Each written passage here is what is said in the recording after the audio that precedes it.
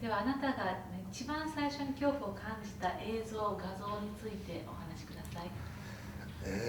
ですね、僕が今でこそ本当にホラー映画ばっかりになってしまってるんですけど、実は中学生くらいまで映像での怖いものっていうのは具体的すぎて怖くて見れなかったんですね。カメラ目線でいいのかな。 Vaut mieux qu'il regarde plutôt l'objectif ou bien bien moi. Plutôt, oui, plutôt ici, oui. どちらかというとこっちを。そうか。僕は実は怖いお話を読むのは好きだったんですけど、中学生くらいまで具体的な映像で見せられる怖いものっていうのは苦手でして、全然見たいとも思わなかったんですね。気持ち悪いし怖いしと思って。でももともと怖いお話は好きなので、中学生ぐらいの時そういうのが好きな友達に誘われてみて、それからだんだん慣れてやっと見れるようになったという口なので、初めて見たのは中学生ぐらいの時なんですけど、確かアメリカの13日の金曜日とか、サムライミの資料の腹渡、エイビル・デッドとか、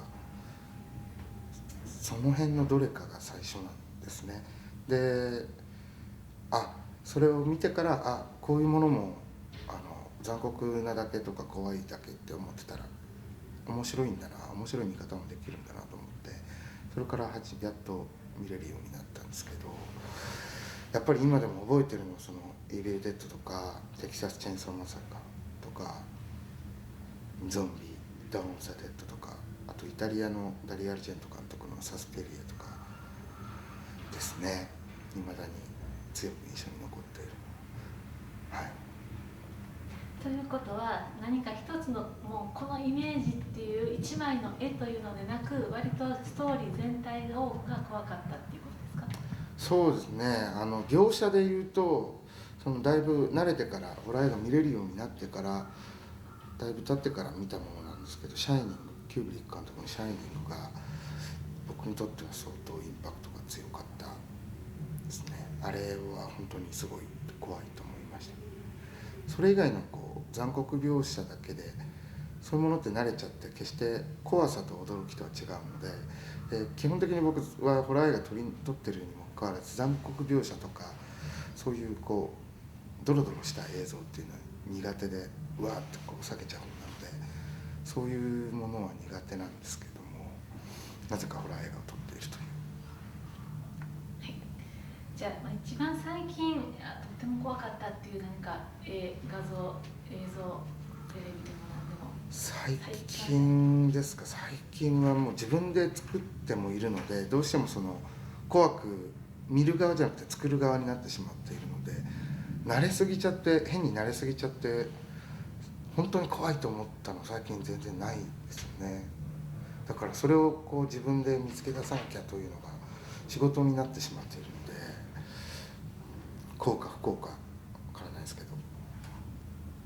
じゃあ何か子どもの頃に画像だけでなく恐怖の体験をして、それが今なおトラウマのようにずっと引きずっているという恐怖体験というのはありますか？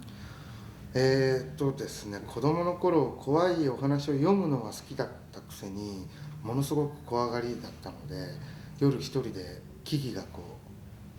外で震えてたりとか風の音が鳴ってるだけで寝れなくなっちゃうような子供だったので、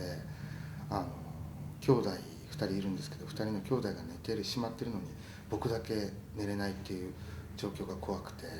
でもう怖くてたまらないので下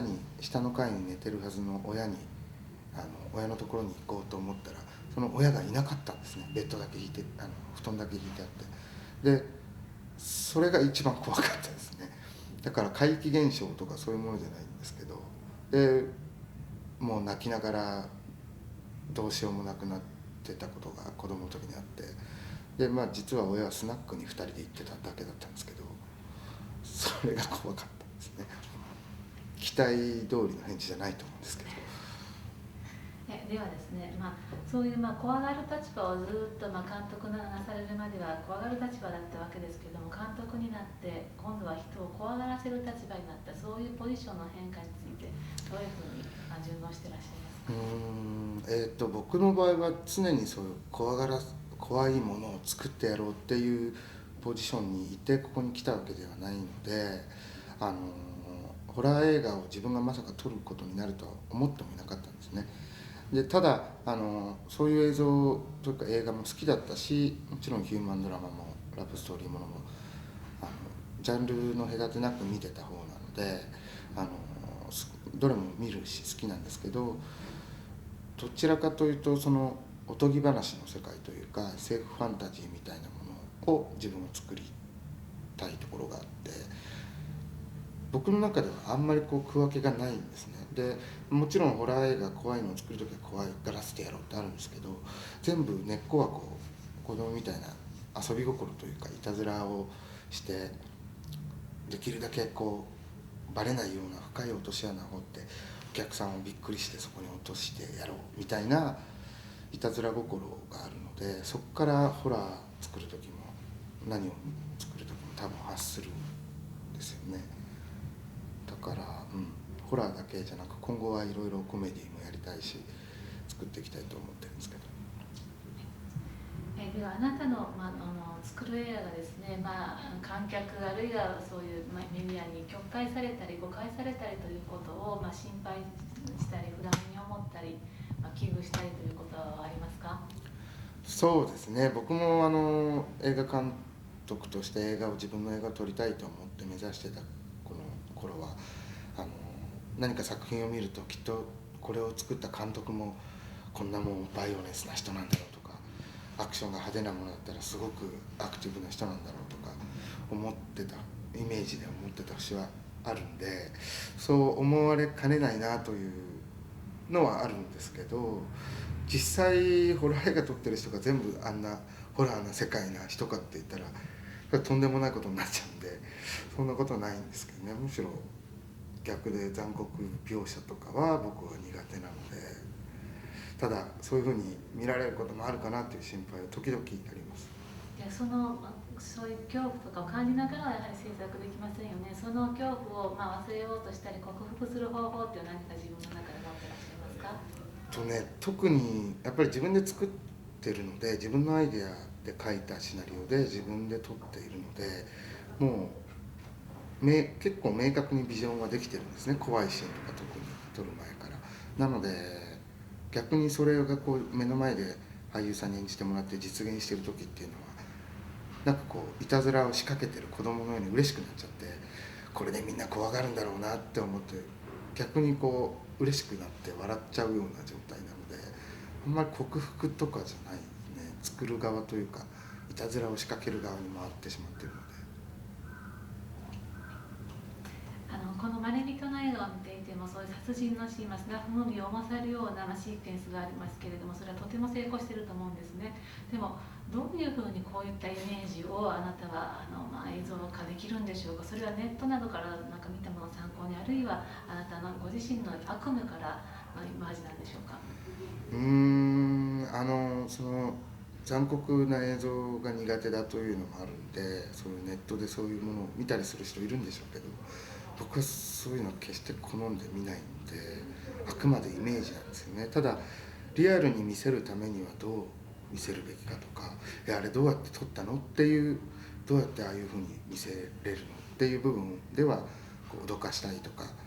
みんなをギャーって言わせたいっていうのはいたずらみたいな気持ちからあるので、どうやったらリアルに見せれるだろうっていうのはいつも考えますけど、ただ残酷な部分だけで受け取ってほしくないなとは思ってやってるんですけどね。だからあくまで自分でのイマジネーションとか他の映画とか映像を見ての印象残ってたのを使ってアレンジして撮るとかっていう感じが多いですね。このマレビトの中にまるで雲のように歩く、デロという人たちが出てきて、それはとても素晴らしいと思うんですけども、それちょっとデザイン的な漫画的なものを思わせます。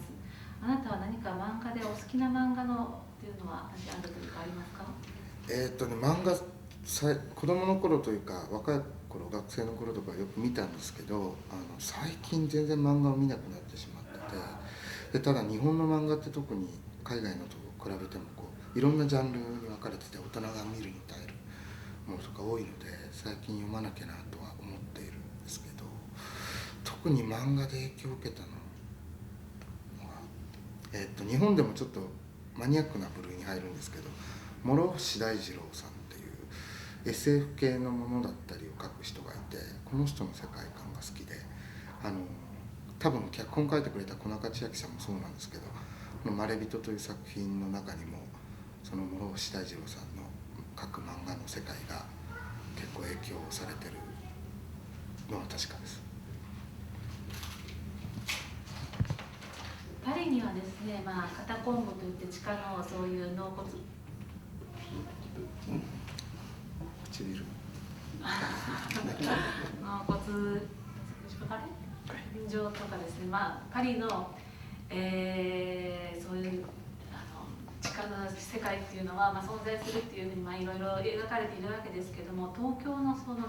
地下世界、そういうものは描かれたようなものは本当に存在するんでしょうか。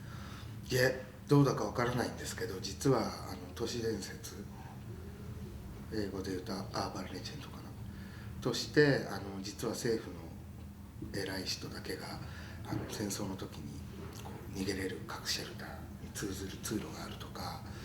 東京の地下にはものすごい入り組んだ迷路状の通路があるとかっていう、その噂、都市伝説と呼ばれる噂の怪談、怖い話なのかどうかわからないですけど、噂の話があって、で実はそれをモチーフにしてシナリオの小中さんが脚本を書いてくれて、でそんな話をだからシナリオを作る前から小中さんと一緒にこういうモチーフを使いたいと思ってるんだとか、実はこんな話もあってとかで、そういうものを取り入れようということで作ったのが「まれびと」なので、どこまで本当かは分からないんですけどね、そういう噂がもうだいぶ昔から、江戸の頃からかな、日本の東京にもあります、噂話。本当かどうかは僕にも分からないですけど。で結局今回この全裸の少女がいる洞窟っていうのは地下の世界でもかなり奥深いところですよね。そういう少女を見つけるためにやはり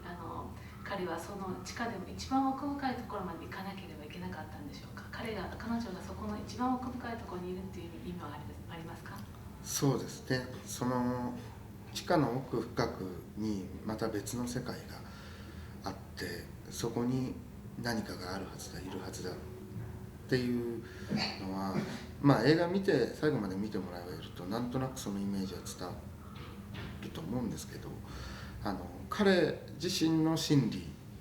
に、自分自身の心理に奥深くに入っていくっていうイメージとダブらせてるんですよね。だからそれを映像にする上でどういうふうにしようかっていうのを僕なりにかなり悩んで、ロケ場所もなかなか日本だとそんな風に見えるところってなかなかないので、ロケ場所探しはスタッフがかなり苦労してくれたんですけどね。ロケ場所探しも大変だったでしょうけれども、女優さんを今回この、少女 F を演じる女優さんのキャスティングといいますか、それはご苦労なさりましたが、何が決め手となりましたか。最初実はシナリオではですね、子供なんですよね。もっと幼い少女で、描かれてたんですけど、日本の事情というか、他の国でもそうだと思うんですけど、裸のシーンがあるので、あんまり小さい子の裸で演じてもらうっていうのはもう不可能なんですよね。で CG 使うとかそういうことになってしまって、それでは面白くないので、法律的に違法にならないところで幼く見える、幼くも見ようと思えば見れるけれどもっていう面立ちとか仕草ができるような人ってことで、探してもらって、最後2人候補の人が残って、で2人を直接僕も会ってオーディションしたいってことで、それまで他の仕事で忙しくてビデオで見せてもらって選んでたんですけど、最後2人残った方の中から選んだのが今映画に出ている子なんですが、本当に熱心に頑張ってくれて、どこまで本当かわからないんですけど、キャスティングプロデューサーが聞いた話によると、家で過ごす時に裸で過ごして四つん這いで常に自分の部屋の中では生活してとかっていうのをなんか練習としてやってくれてたみたいで、その熱心ぶりには心打たれましたね。あとその舞踏家デロっていう四つ足で歩く役をやってくれた人にいろいろ四つ足で歩く時にどう歩いたら人間じゃないように見えるかとか他の生き物のように見えるかっていうのを定期的にこう会ってレッスンしてもらってたので、それも良かったなと思ってます。ということは撮影に入るまでにすでに彼女のそういう動き方というのはかなりリハーサルというか、長く。そうですね。オーディションで初めて会った時点で自分でできる範囲でいいから人に見えない四つ足の生き物のつもりでここを歩いてみてください言っていきなり僕は手叩いたりとかして動物だとスッと反応するじゃないですか。そういう動きがもともと備わってる子かというか、そういう俊敏性を持ってる子かとか、動物的な動きが体の柔らかい動向でできるかっていうのをオーディションで見せてもらったりしてました。でも撮影の時には特に具体的に指示をもう一度出す必要もないぐらいだったんですか？そうですね。細かいところはもう事前に準備をして練習してもらってたので、ただどうしてもこう形こう見えたいからここはこういうふうに犬みたいにこうやって座ろうとかこうやって動こうとかっていうのはそのために出してましたけど、基本的な動きはもう事前にレッスンしていたので信用して撮影することができました。塚本監督、彼も映画監督ですけども、今回また主演俳優として、起用されてますが、どのような経緯で彼を起用することになりましたか？最初その主人公の男の人をどんな人にしようっていうのを話していた時に僕はあんまり浮かばなかったんですね、具体的な俳優さんの名前が。でそこで現場を仕切ってくれたプロデューサーの小西さんというプロデューサーがやってくれるかわからないけれども塚本さんとかどうですかねって聞いた時にそれはいいかもしれないと思って、で塚本さんとお会い初めてだったんですけど、僕も作品はもちろん塚本さんの作品見てたんですけどお会いして話をしてなんて柔らかいソフトな人で柔軟に受け入れてくれる人だろうと思って、この人とやれてよかったなと。本当塚本さんじゃなかったら多分この完成度は出なかったと思うので感謝してますね。だから監督もできて俳優もできるってすごいなとなんか今だに思うんですけど、はい。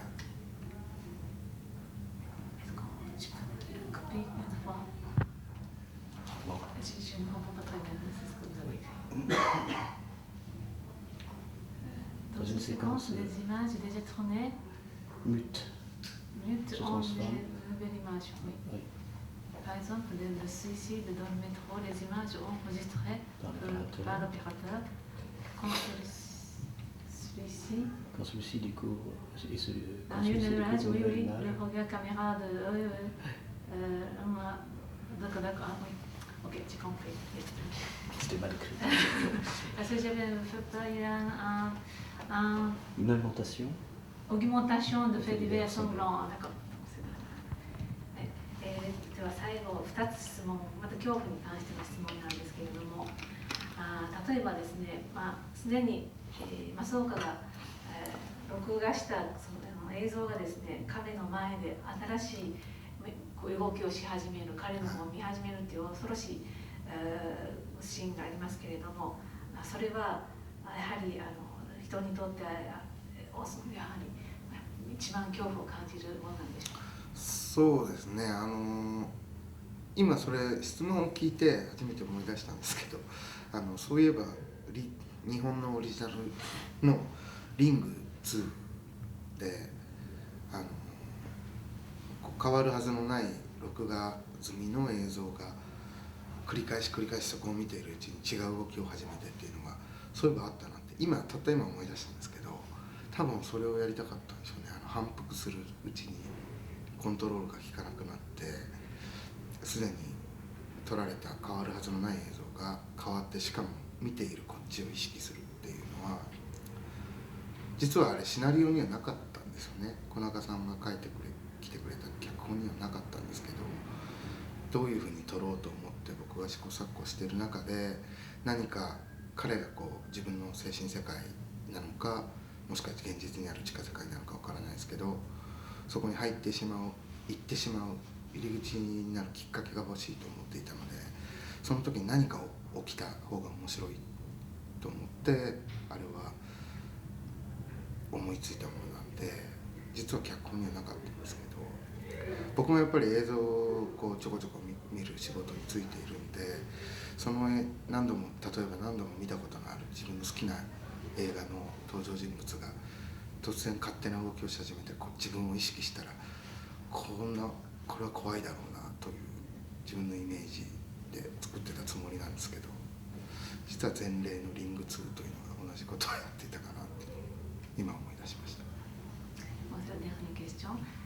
最後の質問ですけれども、今、日本の社会という、いろいろ、だんだんと暴力性の強い犯罪とか起こってますけれども、この現在の日本社会はあなた恐怖を感じていますか？怖いですね、確かに。僕がまだ学生の頃とか、まだ10年ぐらい前なんですけど、ここまでこう連続して凶悪な事件が起こらなかったと思うんですよね。で、何らかの動機があったり、確かに犯罪は犯罪で良くないことですけど、やっぱり怨恨での殺人だったりとか、何か動機があって、その理屈がこう分かるものが多かったんですけど、最近日本のそういうニュース見てると、動機が分からない、周りの人が理解できないものが多いので、それが怖いですよね。なんかそういうものにホラー映画って結びつけられがちなんで、僕も作る時気をつけないとなと思ってるんですけど、怖いですね。なんとかしないといけないですよね。日本人も頑張ります。良くない影響を与えないようにしないといけないですよね。責任ありますね。大きい質問を受けてしまった。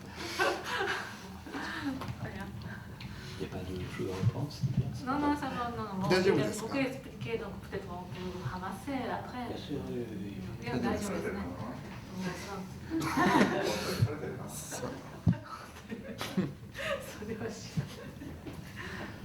on n'a pas besoin de vérifier ça va? Comment? Vous avez bien réussi à... Il est inquiet.